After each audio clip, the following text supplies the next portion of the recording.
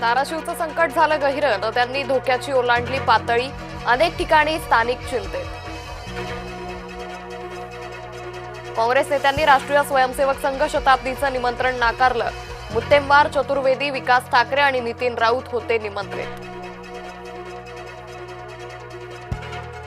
गोट्या गित्तेवर काढलेला मकोका पुन्हा लागला. साधवाई हत्या प्रकरणात पोलिसांची याआधीही कारवाई स्थगित.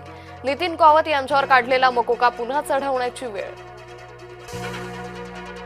मुख्यमंत्र्यांचा नाशिक दौरा टळला. पावसाच्या हजेरीनं दौऱ्यात आली अडचण. पंतप्रधान मोदी 8 आणि 9 ऑक्टोबरला महाराष्ट्र दौऱ्यावर. नवी मुंबई विमानतळाचं पंतप्रधानांच्या हस्ते उद्घाटन.